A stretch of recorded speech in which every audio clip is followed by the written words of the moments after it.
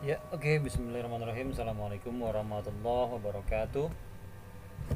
Kita masuk ke dalam bab selanjutnya, ya, yaitu bab 9. Setelah kemarin kita membahas tentang hari-hari kiamat, ya, surga dan neraka.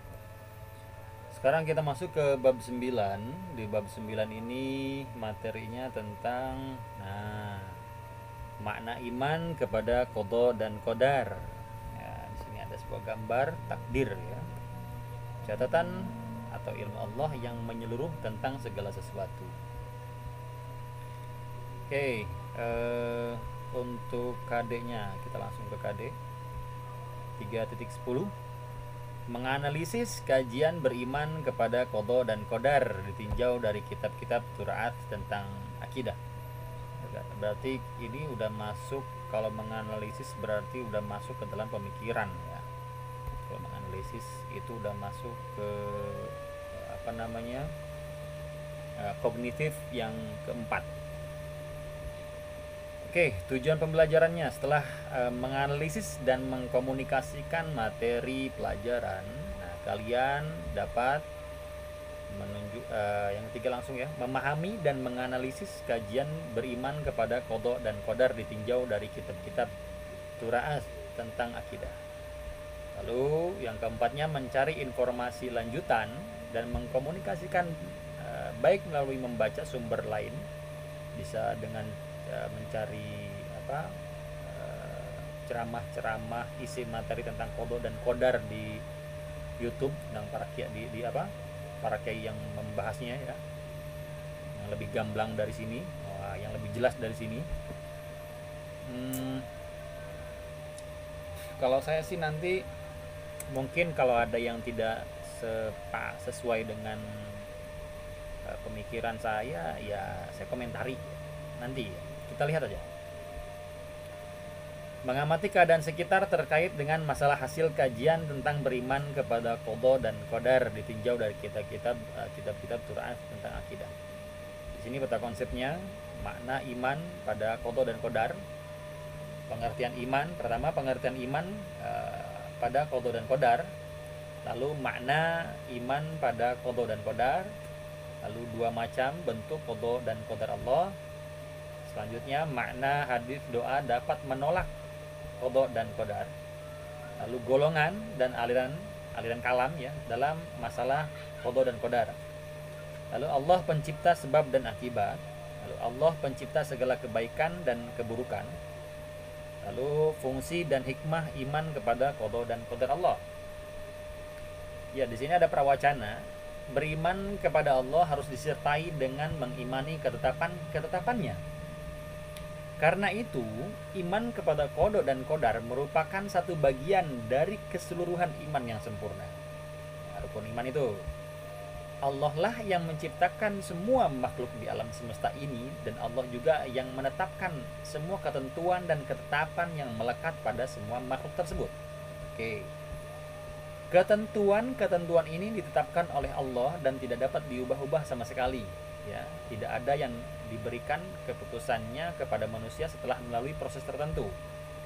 Inilah gambaran dari qada dan qadar Allah yang harus diyakini oleh semua umat Islam. Yuk kita masuk ke materinya. Pengertian iman pada qada dan qadar. Iman kepada, ini bukan imam, ya, tapi iman, ya. Iman kepada qada dan qadar adalah pembahasan akhir dari pembahasan pokok keimanan yang 6. Dengan pembahasan ini semoga kita dapat mengetahui makna qada dan qadar Allah dengan keimanan yang benar-benar kuat. Karena sekarang ini telah timbul beberapa orang, bahkan beberapa kelompok yang mengingkari qada dan qadar dan berusaha mengkaburkannya, ya, baik melalui tulisan-tulisan maupun di bangku-bangku kuliah. Nah, semoga kita selamat dari kekufuran, ya. Amin. Tentang kewajiban iman kepada qada dan qadar, dalam sebuah hadis sahih Rasulullah SAW bersabda, iman ialah engkau percaya kepada Allah, malaikat-malaikatnya, kitab-kitabnya, rasul-rasulnya, hari akhir, dan engkau percaya kepada qadar Allah yang pada makhluknya ada yang baik dan yang buruk. Oke, hadis riwayat Muslim. Kita masuk ke dalam maknanya. Dari segi bahasa, ya, segi bahasa, qada berarti hukum. Selain hukum, perintah, memberikan, menghendaki, dan menjadikan. Sedangkan qadar berarti batasan, menetapkan ukuran. Nah, itu qadar. Oke, ya. Saya ulang. Dari segi bahasa, qada ya, berarti hukum, perintah, memberikan, menghendaki, dan menjadikan. Sedangkan qadar berarti batasan, ya, atau menetapkan ukuran. Oke, itu qadar.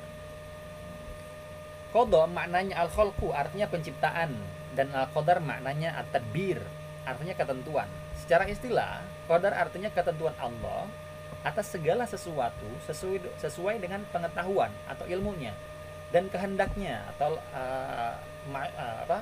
masyiahnya yang azali, yang tidak bermula, tidak ada permulaan. Di mana sesuatu tersebut kemudian terjadi pada waktu yang telah ditentukan dan dikehendaki oleh Allah terhadap kejadiannya. Oke, iman kepada qada dan qadar berarti meyakini dengan sepenuh hati bahwa Allah sudah menetapkan berbagai ketentuan yang terjadi pada semua makhluk. Ya, makhluk ciptaannya semuanya berarti ya. Nah, ketentuan ini ada yang ditetapkan secara pasti dan tidak dapat dirubah sama sekali. Tidak dapat diubah sama sekali. Dan ada pula pelaksanaan ketentuan itu berhubungan dengan usaha manusia. Berarti ikhtiar. Untuk meyakini keberadaan qada dan qadar, kalian bisa membaca ayat Al-Quran seperti yang di bawah ini ya. Al-Qamar, Al-Furqan, Al-A'la, Al-Hadid, dan hadis dan beberapa hadis diantaranya Rasul bersabda, Allah telah menetapkan takdir pada semua makhluknya 50 tahun sebelum Allah menciptakan langit dan bumi. Dan dia berfirman bahwa arsy-Nya di atas air. Untuk menciptakan langit dan bumi aja 6 harinya Allah itu jangan samakan dengan 6 harinya kita gitu ya. Jangan samakan. Oke. Lalu iman kepada qada dan qadar Allah akan memudahkan kita memahami berbagai ketentuan Allah, yaitu sunatullah yang terjadi pada setiap makhluknya, makhluk ciptaannya. Misalnya kehidupan manusia, kehidupan binatang, tumbuh-tumbuhan, dalam hal pertumbuhannya, dalam hal perkembangannya, dalam hal kekekalannya, kehancurannya, yang semuanya bertalian dengan ketetapan Allah yang tidak berubah dan tidak berganti. Dengan itulah maka terjadi keteraturan dalam kehidupan di alam semesta ini dan semuanya berjalan sampai batas akhir yang ditentukan. Ini semua merupakan bagian dari qada dan qadarnya Allah yang harus kita pahami dan kita imani. Kita nggak bakal keluar dari koridor qada dan qadarnya Allah. Ya. Selanjutnya, qada dan qadar Allah menunjukkan ilmu Allah yang azali. Ya. Tentang segala sesuatu yang ingin diwujudkannya, baik dari alam, manusia, binatang, tumbuhan, maupun segala kejadian yang terjadi pada semua itu. Penentuan penciptaan tentang hal-hal tersebut telah tertulis di Lauhil Mahfuz. Nah, terkait jumlahnya, bentuknya, sifatnya, masanya, volumenya, tempatnya, sebab-sebabnya, dan akibat-akibatnya, tanpa sedikit pun meleset dari apa yang telah ditetapkan oleh Allah. Nah, keimanan terhadap qada dan qadar Allah dapat dijelaskan dalam 4 hal berikut. Yang pertama, keyakinan bahwa Allah Maha mengetahui dengan pasti peristiwa yang telah dan akan terjadi. Ya, kita lihat. Saya ulang, keyakinan bahwa Allah Maha mengetahui dengan pasti secara terperinci peristiwa yang telah dan akan terjadi. Ya. Allah mengetahui segala keadaan hambanya. Allah mengetahui rizki, ajal, dan amal perbuatan mereka. Allah berfirman, Innallaha bikulli syai'in alim. Artinya sesungguhnya Allah maha mengetahui segala sesuatu. Quran surah Al-Ankabut ayat 62. Yang kedua, keyakinan akan adanya aturan Allah yang diberikan kepada setiap makhluk. Oh iya dong, yang tuan rumah harus punya aturan dong. Tamu nggak boleh seenaknya masuk ke dalam rumah, harus ada aturan-aturannya dulu. Gitu ya. Begitupun dengan Allah.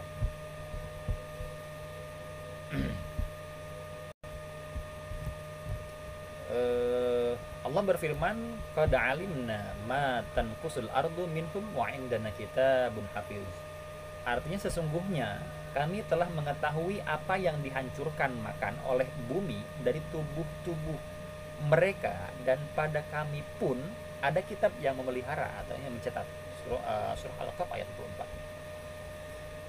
Yang ketiga, keyakinan bahwa kehendak Allah bersifat pasti, ya, dan tidak bisa diganggu-gugat. Jika Allah berkehendak, maka terjadi. Dan jika Allah tidak berkehendak, maka tidak akan terjadi. Allah berfirman, "Innallaha yaf'alu ma yasha." Artinya sesungguhnya Allah berbuat atas segala yang Dia kehendaki. Surah Al-Hajj ayat 18. Selanjutnya, yang keempat, keyakinan bahwa Allah pencipta seluruh makhluk. Nah, tidak ada pencipta lain Dia selain Dia. Ya iyalah, nggak ada lagi ya. Khususnya orang-orang Islam.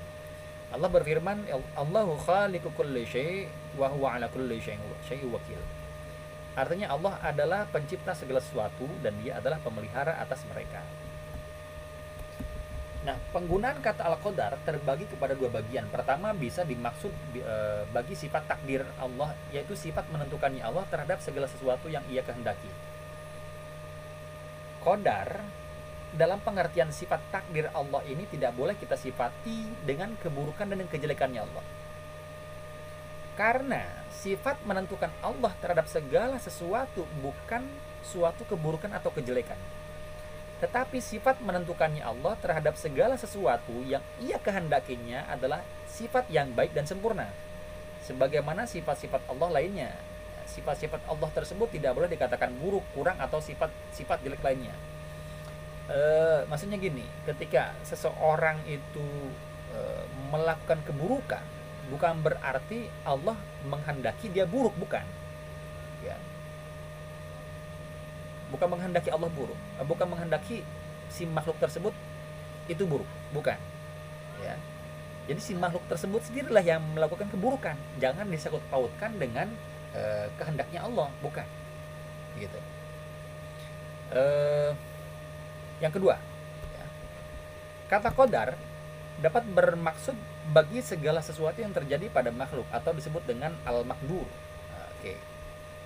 Qadar dalam pengertian al-maqdur ini ialah mencakup segala apapun yang terjadi pada seluruh makhluk ini, dari keburukan dan kebaikan, kesolehan dan kejahatan, keimanan dan kekufuran, ketaatan dan kemaksiatan, dan lain-lain sebagainya. Makna yang kedua inilah yang dimaksud dengan hadis Jibril di atas, wa tu'mina bi al-qadar khairihi wa syarrihi, bahwa di antara pokok keimanan adalah beriman dengan qadar, yang baiknya dan yang buruknya. Qadar dalam hadis ini adalah dalam pengertian makdur. Artinya gini, Allah membuat, misalnya gini, saya contoh ya, ini contoh aja nih. Allah telah membuat sebuah tulisan tentang misalkan si Agisna. Agisna ini di Lauhil Mahfudnya sebelum diciptakan ya, sebelum diturunkan ke bumi ya. Allah itu Agisna itu kehidupannya itu agamis misalkan. Lalu masalah rezekinya cukup. Terus masalah sosialnya bagus. Nanti ketika lulus SMP dia akan masuk SMA misalkan, masuk SMA. Nah ternyata ini udah baku ya, ini udah tertulis. Nah di dalam tulisan yang kedua atau di kitab yang selanjutnya si Agisna dalam proses kehidupannya ternyata dia lebih memilih MAN 2 dibandingkan SMA yang lain, misalnya SMA 10 misalnya gitu ya. Ternyata dia memilih MAN 2. Nah, selanjutnya ternyata qadarnya Allah yang kedua itu si Agisna memilih MAN 2 begitu. Yang memilih SMA itu enggak jadi gitu. Itu yang disebut dengan makdur. Nah, itu disebut dengan makdur. Begitu ya. Karena sesuai dengan proses kehidupan ya. Terus banyak sekali masukan-masukan dari orang tua, masukan dari teman-teman atau segala macamnya, atau dari pingin dari diri sendiri, keluar dari diri sendiri. Agisna itu pingin masuk mandua, akhirnya terjadilah Agisna masuk ke mandua seperti itu al-makdur namanya ya. Nah, pemisahan makna antara sifat takdir Allah dengan al-makdur adalah sebuah keharusan. Oke, pemisahan makna antara sifat takdir Allah dengan makdur adalah sebuah keharusan. Hal ini karena sesuatu yang disifati dengan baik dan juga buruk, baik atau jahat, adalah hanya pada makhluknya saja. Artinya siapa yang melakukan kebaikan, maka perbuatannya tersebut disebut baik. Dan siapa yang melakukan keburukan, maka perbuatannya tersebut disebut buruk. Dan penyebutan baik dan buruk seperti ini hanya berlaku pada makhluknya saja. Adapun sifat takdir Allah, ya, yaitu sifat menentukannya Allah terhadap segala sesuatu yang ia kehendakinya, maka sifatnya ini tidak boleh dikatakan buruk. Yang tadi itu ya bukan berarti Allah itu buruk, begitu loh. Sifat takdir Allah sebagaimana sifat-sifatnya yang lain adalah sifat yang baik dan sempurna. Ia tidak boleh dikatakan baik atau jahat, buruk atau jahat, ya. Dengan demikian, bila seorang hamba melakukan keburukan, maka itu adalah perbuatan dan sifat yang buruk dari hambanya itu sendiri. Gitu. Jangan dikaitkan dengan Allah.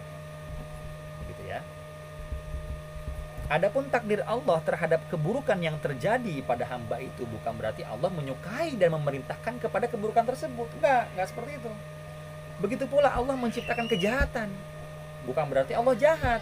Inilah yang dimaksud dengan yang dimaksud bahwa kehendak Allah meliputi segala perbuatan hamba terhadap yang baik ataupun yang buruk. Nah, begitu. Oke. Berapa menit?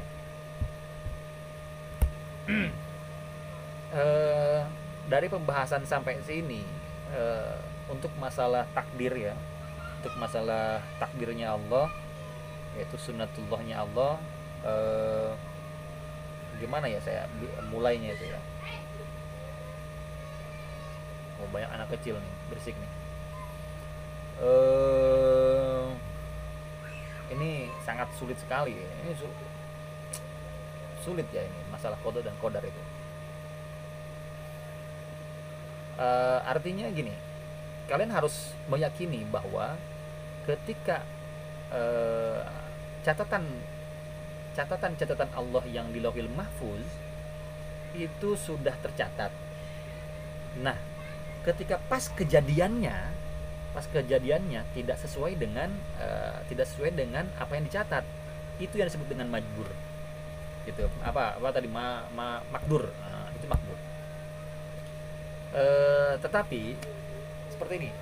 Katakanlah Allah itu sebagai apa namanya, kalau di perfilman itu sutradara gitu ya, sebagai sutradara.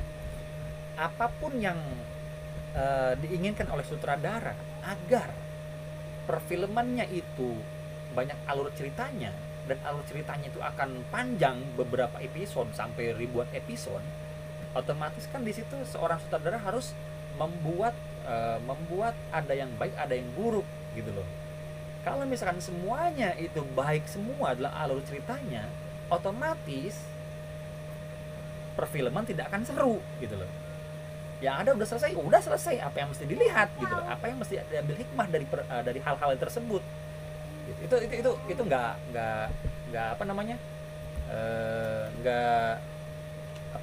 sesuai dengan seorang sutradara gitu.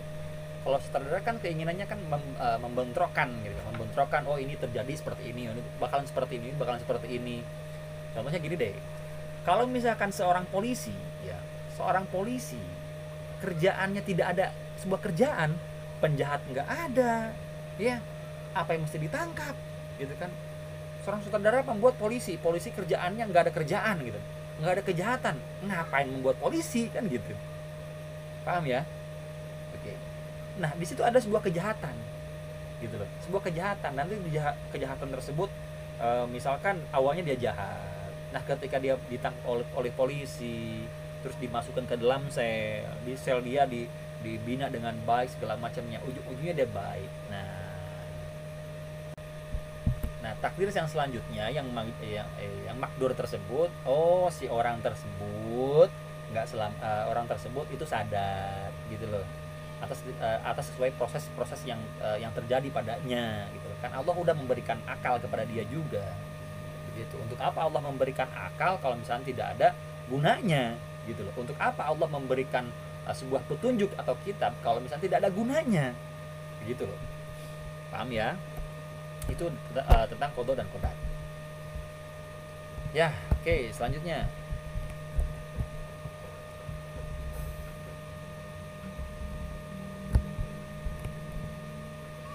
Sama seperti ini dah, puasa deh.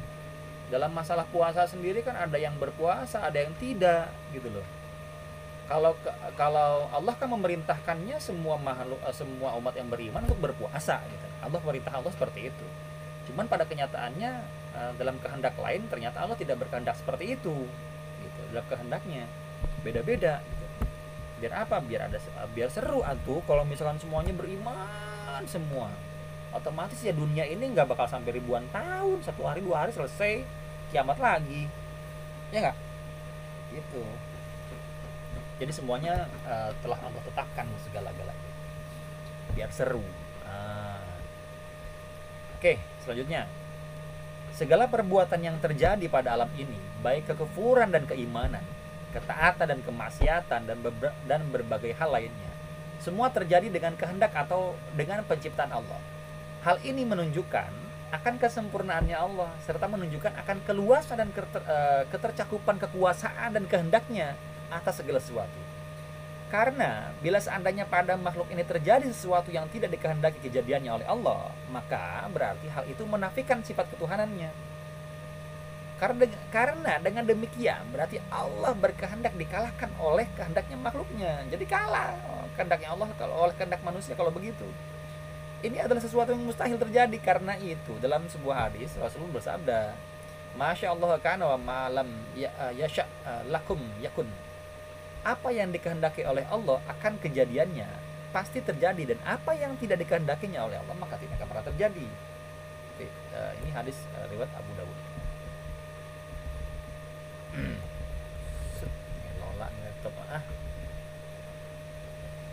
Nah, dengan demikian segala apapun yang dikehendaki oleh Allah terhadap kejadiannya, maka semua itu pasti terjadi. Ya, karena bila ada sesuatu yang terjadi di luar kehendaknya, maka hal itu menunjukkan akan kelemahannya Allah gitu. Sedangkan sifat lemah itu mustahil bagi Allah. Ya. Maka di antara bukti kekuasaannya adalah bahwa segala sesuatu yang dikehendakinya pasti terlaksana. Oleh karena itu, dari sudut pandang syara dan akal, terjadinya segala sesuatu yang dikehendaki oleh Allah adalah perkara yang pasti terjadi. Dan hal ini Allah berfirman dalam Al-Quran, Bismillahirrahmanirrahim, Wallahu ghalibun ala amri walakinna aktsarun nasi la ya'lamun. Allah mengalahkan atau artinya menang di atas segala urusannya. Artinya segala sesuatu yang dikehendaki oleh Allah pasti akan terjadi, tidak ada siapapun yang menghalanginya. Oke, selanjutnya. Allah menghendaki orang-orang mukmin dengan ikhtiar mereka untuk beriman kepadanya, maka mereka menjadi orang-orang yang beriman. Dan Allah menghendaki orang-orang kafir dengan ikhtiar mereka untuk kufur kepadanya, maka mereka semua menjadi orang-orang kafir. Seandainya Allah berkehendak semua makhluknya beriman kepadanya, maka mereka semua pasti beriman kepadanya. Ya, itu semua atas kehendaknya Allah. Oke. Makanya ketika kita sekarang ada di posisi di agama Islam dan beriman kepada Allah, makanya di situ ada sebuah doa. Doanya adalah Allahumma la tuzigh qulubana Rabbana la tuzigh qulubana ba'da idh hadaitana wa hab lana min ladunka rahmatan innaka antal wahhab. Begitu itu doanya.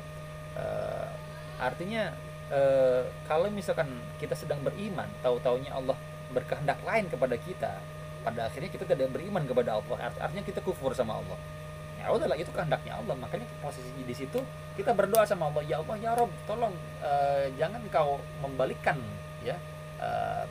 atau menghilangkan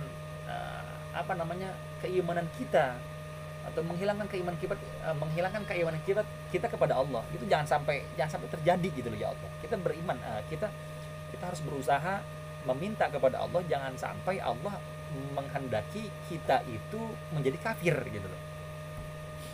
Itu ya.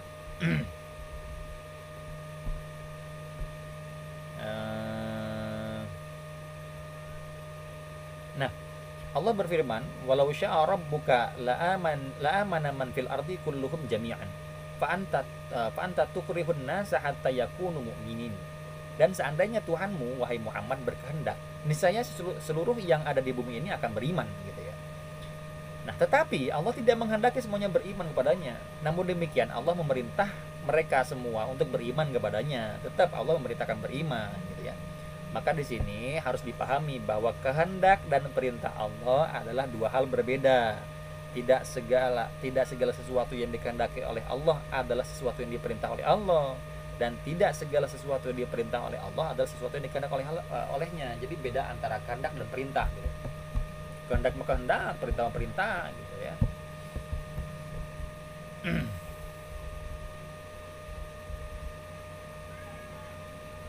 Ini nggak usah lah tuh. Coba kita lihat dulu. Lila amat. Perkataan sebagian orang itu ada seperti ini, segala sesuatu adalah atas perintah Allah. Atau banyak sekali perbuatan kita yang tidak dikehendaki oleh Allah. Maksudnya kemaksiatan gitu. Adalah perkataan yang salah. Ini dua perkataan yang salah, karena Allah tidak memerintahkan kepada perbuatan maksiat atau kekufuran. Namun demikian kejadian kemaksiatan atau kekufuran tersebut adalah dengan kehendaknya Allah. Itu kacau itu. Nah, perkataan yang benar ialah seperti ini. Segala sesuatu yang terjadi di alam ini adalah dengan kehendak Allah, dengan takdirnya Allah, dengan ilmunya Allah gitu. Kebaikan terjadi dengan kehendak Allah. Nah, kebaikan terjadi dengan kehendak Allah, dengan takdirnya Allah, dengan ilmunya Allah. Serta kebaikan ini juga dengan perintahnya Allah, mahabbahnya Allah, dan keridhoannya Allah. Sementara keburukan terjadi dengan kehendaknya Allah, takdirnya Allah, dengan ilmunya Allah, tapi tidak dengan perintahnya, dan tidak dengan mahabbahnya, dan tidak pula dengan keridhoannya. Artinya, keburukan, kejahatan, kemaksiatan tidak disukai dan tidak diridhoi oleh Allah. Dengan kata lain, segala sesuatu terjadi dengan kehendak Allah, akan tetapi tidak semuanya dengan perintah Allah. Itu perbedaan antara kehendak dan perintah gitu ya.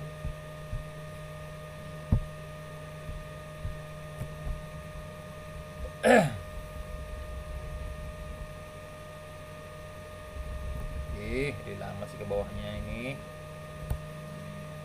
Di antara bukti yang menunjukkan bahwa perintah Allah berbeda dengan kehendaknya adalah apa yang terjadi dengan Nabi Ibrahim. Ini kisah Nabi Ibrahim dengan Ismail. Ya, Nabi Ismail hal ini merupakan beliau diberi wahyu lewat mimpi untuk menyembelih putranya, yaitu Nabi Ismail. Hal ini merupakan perintah dari Allah atas Nabi Ibrahim. Kemudian saat Nabi Ibrahim hendak melaksanakan apa yang diperintahkan oleh Allah, bahkan telah meletakkan pisau yang tajam dan menggerak-gerakannya di atas lehernya Nabi Ismail. Namun Allah tidak menghendaki terjadinya kesembilan tersebut gitu loh. Kemudian Allah mengganti Nabi Ismail dengan seekor domba yang dibawa oleh malaikat Jibril dari surga. Nah, peristiwa ini menunjukkan perbedaan yang sangat nyata antara perintah Allah dan kehendaknya. Itu paham ya, itu salah satu contohnya.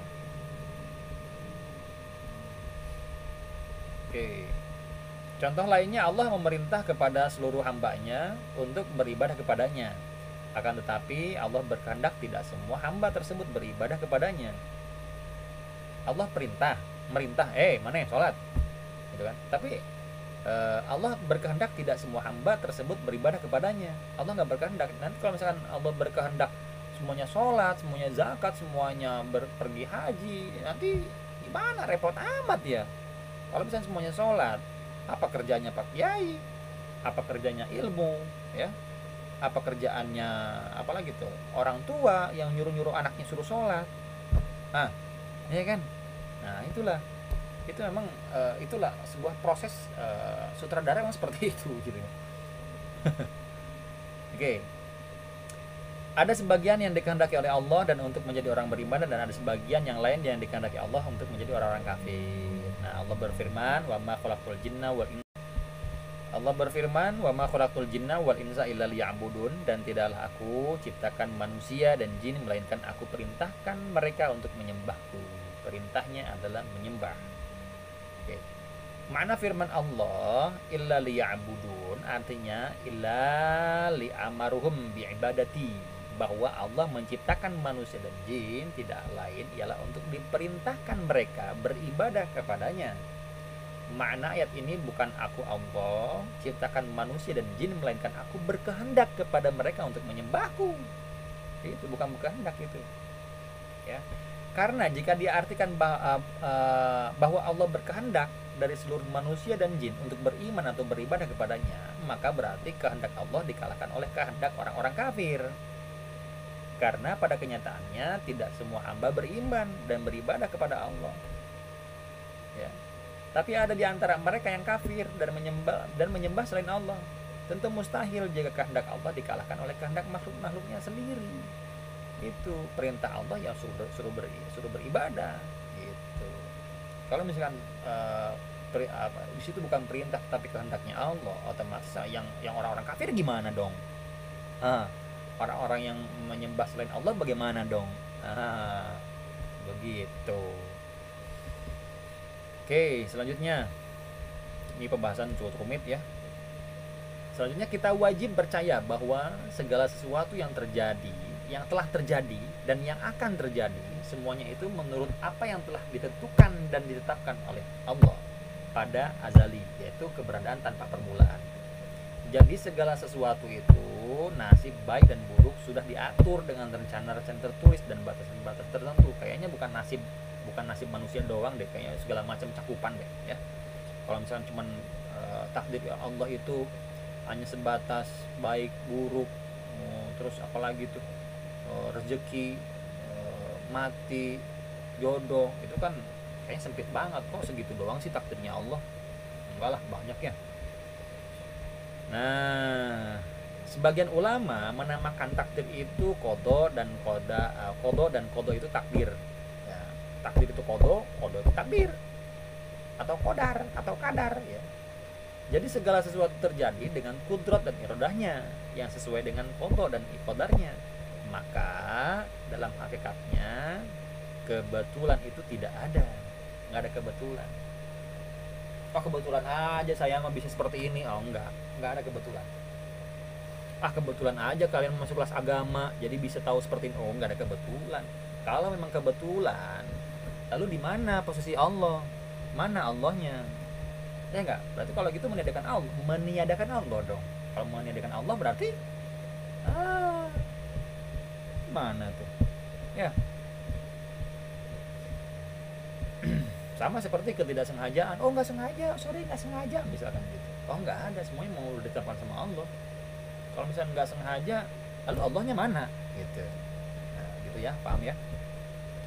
Nah, keterangan tentang hal itu di dalam Al-Quran banyak diantaranya sebagai berikut. Bismillahirrahmanirrahim. Ma asaba min musibati fil ardi wala fi anfusikum illa fi kitabim min qabli an nabra'aha. Artinya tiadalah sesuatu bencana yang menimpa bumi dan pada dirimu sekalian melainkan sudah tersurat dalam kitab, yaitu di Lauhil Mahfuz dahulu sebelum kejadiannya. Wa kullu syai'in 'indahu bimiqdar, dan segala sesuatu bagi Allah telah ada ukurannya. Terus itu surah Al-Ra'd yang tadi Al-Hadid ayat 22. Lalu At-Taubah ayat 51. Qul la yusibana illa ma kataballahu lana huwa maulana wa 'alallahi falyatawakkalul mu'minin. Katakanlah Muhammad, tiada sekali-kali akan ada bencana mengenai kami melainkan hanya apa yang ditentukan oleh Allah kepada kami. Lalu surah Al-A'la ayat 3, walladzi qaddara fahada, dan Tuhanmu yang telah menentukan kemudian menunjukkannya. Nah, dalam kehidupannya perbuatan manusia terbagi kepada dua bagian. Pertama ikhtiar, yang kedua ikhtiar ya. Segala sesuatu, kalau ikhtiar itu segala perbuatan yang terjadi dengan inisiatif, dengan usaha, dengan ikhtiar dari manusia itu sendiri, seperti makan, minum, berjalan dan lain-lain. Itu ikhtiar. Lalu untuk af'al ikhtiariyahnya segala sesuatu segala perbuatan yang terjadi pada diri hamba yang terjadi di luar usaha dan di luar ikhtiar manusia itu sendiri, seperti detak jantung. Kita kan nggak tahu detak jantung siapa yang ngedetakin, kan nggak mungkin kita ngedetakin diri sendiri, kan enggak.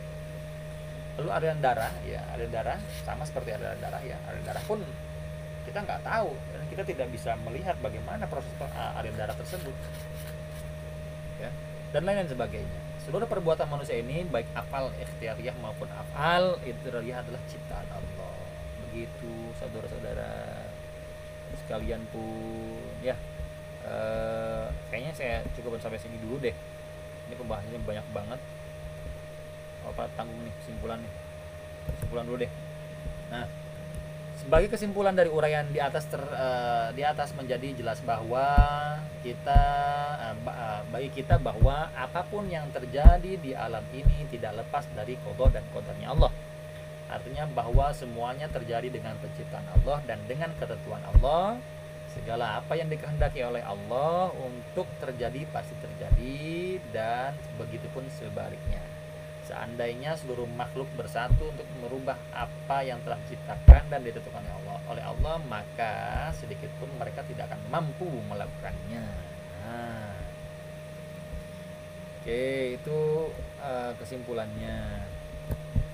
Ya Allah, ini lama banget sih. Saya pengen lihat nih sampai berapa mana. Oke, nanti kita selesaikan sampai sebelum dua macam qada dan qadar. Ini mubrom. Kita lihat berapa menit. Oke, sedikit lagi. Bagi seorang yang beriman kepada Al-Quran, hendaklah ia berpegang teguh pada firman Allah, Bismillahirrahmanirrahim, la yus'alu amma yaf'alu wa hum yus'alun. Dan dia Allah tidak ditanya, tidak diminta bertanggung jawab terhadap apa yang diperbuat, dan justru kebalikannya, ya, justru merekalah para makhluk yang akan diminta pertanggungjawabannya. Nah, kita dituntut untuk melaksanakan apa yang telah dibebankan dalam syariat. Bila kita melanggar, maka kita sendiri yang akan mempertanggungjawabkannya, dan bila kita patuh, maka kita sendiri pula yang akan menuai hasilnya. Nah, dalam hal ini kita tidak boleh meminta bertanggung jawab atas protes kepada Allah. Kita tidak boleh berkata, mengapa ya Allah menyiksa orang-orang berbuat maksiat dan orang-orang kafir. Padahal Allah sendiri yang berkehendak akan ada kemaksiatan dan kekufuran pada diri mereka. Kita nggak boleh nanya seperti itu. Karena Allah tidak ada yang meminta tanggung jawab darinya, dan dia berhak melakukan apapun terhadap makhluk-makhluknya, karena semuanya adalah milik Allah. Masa ya kita protes sama Allah? Kalau misalnya protes, kata Allah, ya keluar aja dari kolong langit saya, kata Allah gitu. Keluar loh. Gitu. Gue udah ngatur nih seperti ini, biar panjang. Nah, begitu. Itulah adalah sutradara yang membuat alur cerita dengan panjang, ya, dengan berbagai macam lika-liku. Kalau misalnya kalian melihat perfilman, kalau tidak ada sebuah masalah, ya nggak bakal seru lah, ya. Makanya menjadi panjang dan serunya perfilman tersebut karena ada sebuah masalah, gitu. Dan karakter orang-orangnya pun berbeda-beda. Begitulah Allah menciptakan manusia, makhluk-makhluknya, segala macamnya, gitu. Jadi selama masih ada orang yang beriman, selama masih ada orang yang kufur kepada Allah, maka selama itu pula kiamat belum akan terjadi. Begitu, kembali lagi kepada hari kiamat. Oke. Nanti kita lanjutkan materi selanjutnya. Bila ada yang bertanya atau protes atau bagaimana, kita diskusikan di ruang kelas, grup kelas, gitu. Oke, terima kasih video yang saya buat, mudah-mudahan kalian bisa memahami sedikit ataupun banyaknya. Mohon maaf bila ada kekurangan dari saya. Ila liqa ihdinas siratal mustaqim. Assalamualaikum warahmatullahi wabarakatuh.